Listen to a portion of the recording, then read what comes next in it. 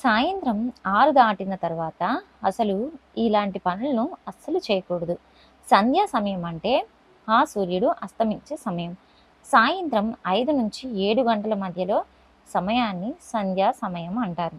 ఆరోగ్యం, ఆదాయం, శ్రేయస్సును ప్రసాదించే లక్ష్మీదేవి కటాక్షం ఎల్లప్పుడూ ఉండాలని ప్రజలు కోరుకుంటారు. ఆ తల్లి ఆశీస్సులు పొందడానికి ప్రతి సాయంత్రం దీపం వెలిగిస్తారు.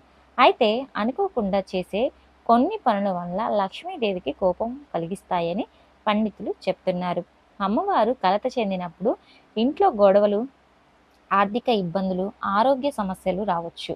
ఒకరి ఇంట్లో నచ్చని పనులు చేసినప్పుడు ఆ దేవి సౌఖ్యం కోసం ఆ ఇంటి నుంచి మరొక ప్రదేశానికి వెళ్తుందట. ఇలా నమ్ముతూ ఉంటారు. అయితే లక్ష్మీదేవి ఇంటిని విడిచి వెళ్ళకపోకుండా ఉండటానికి పాటించవలసిన కొన్ని జాగ్రత్తలను ఇప్పుడు మన నిత్య జీవితంలో చేసే పనులు, కొన్ని చేయకూడని పనుల గురించి వాస్తు వివరిస్తుంది. సంపద, జ్ఞానానికి అధిదేవత లక్ష్మీదేవి. ఆమెను ప్రసన్నం చేసుకోవాలంటే కొన్ని నియమాలను తప్పనిసరిగా పాటించాలి. కొన్ని చెడు అలవాట్లు వదిలేయాలి. కొన్ని మంచి పనులను తప్పకుండా చేయాలి. లక్ష్మీ కటాక్షం లేకపోతే జీవితంలో సమస్యలు ఎదురవుతాయి. ఆర్థిక సంక్షోభం చుట్టుముట్టాడుతుంది.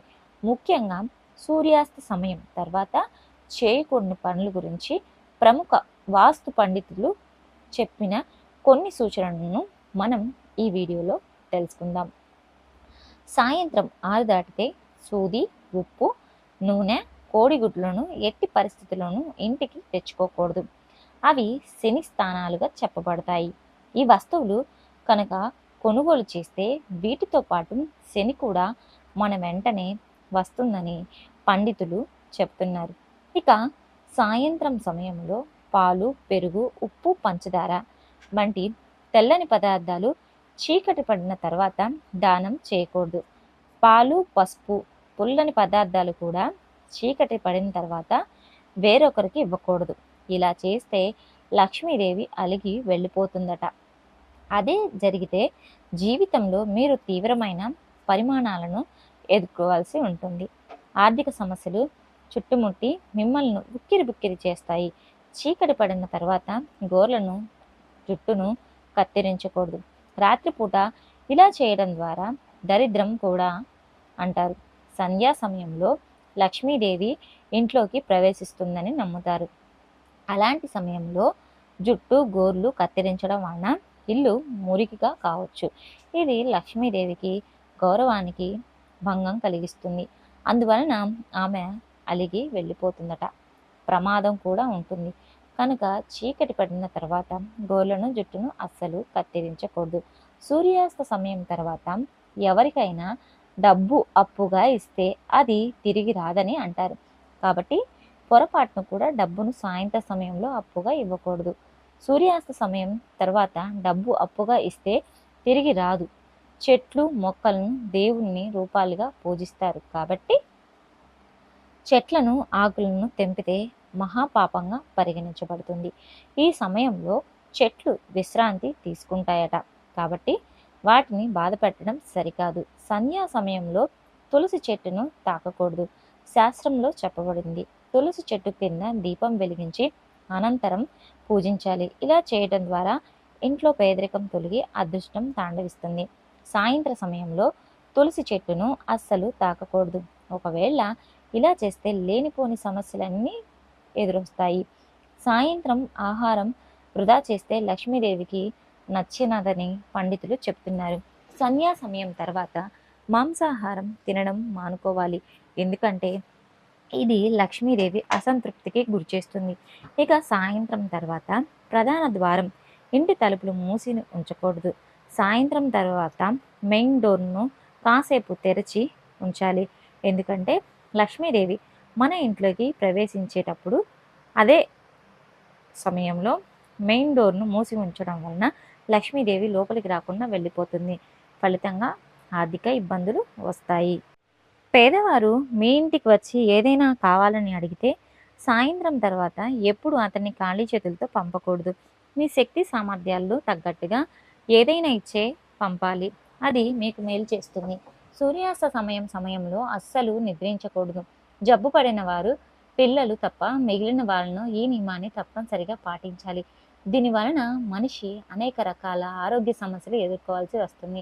అలాగే పేదరికం వారిని ముంచెత్తుతుంది. సాయంత్రం 6 దాటిన తర్వాత ఇంట్లో దీపం వెలిగించడం వలన నెగిటివ్ శక్తులు దూరమై ఇంట్లో సానుకూల కటాక్షాన్ని లక్ష్మీ దేవి ఆహ్వాన్ని పలికినట్టే. అలాగే సాయంత్రం పూజ చేసే సమయంలో పూజ గదిలో వెంట్రుకలు పడకుండా చూడాలి. లేదంటే దేవతలకు మనం పెట్టిన నైవేద్యం చేరదని పండితులు చెప్తున్నారు. సాయంత్రం సూర్యాస్త సమయం తర్వాత ఇంట్లో దీపారాధన, తులసి పూజ జరిగే ప్రశాంత వాతావరణం ఏర్పడినప్పుడు చదువు మొదలు పెడితే మంచి ఫలితాలు వస్తాయని పెద్దలు అంటుంటారు. ఇంటి ప్రవేశ ద్వారం వద్ద గుమ్మానికి చాలా ప్రాధాన్యత ఉంటుంది కాబట్టి లక్ష్మీదేవికి ఇంటికి ప్రవేశించే మార్గం అదే కనుక గుమ్మంపై కూర్చోకూడదు. ముఖ్యంగా సాయంత్రం సమయంలో గుమ్మం మీద కూర్చోవడం లక్ష్మీదేవికి అసంతృప్తికి గురి చేస్తుంది. సూర్యాస్త సమయం తర్వాత బట్టలు ఉతికితే తడి బట్టలు దుష్టశక్తులను సులభంగా ఆకర్షిస్తాయి. వాటిని ధరించినప్పుడు ఆ ప్రభావం మన మీద ఉంటుందని శాస్త్రం చెబుతుంది. ఎండలో ఆరిన వస్త్రాలను ప్రతికూల శక్తి నశించి అనుకూల శక్తి ప్రవేశిస్తుందని నమ్మకం. సైన్స్ కూడా ఎండలో ఆరిన బట్టలు సూక్ష్మజీవులు నశిస్తాయని చెబుతుంది. కాబట్టి సూర్యాస్త సమయం తర్వాత బట్టలు ఉతికి ఆరబెట్టకూడదు.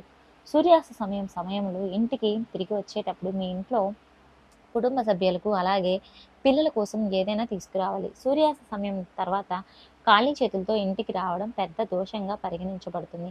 చీకటి పడిన తర్వాత చీపురుతో ఇల్లును ఊడవకూడదు.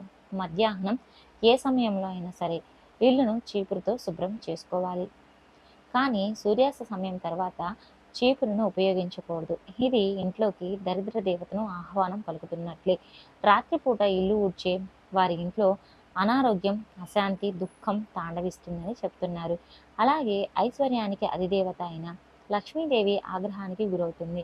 అలాంటి ఇళ్లలో సంపద, జ్ఞానం కొంచెం కొరత ఏర్పడుతుంది. సూర్యాస్త సమయం తర్వాత పసుపు దానం చేయకూడదు.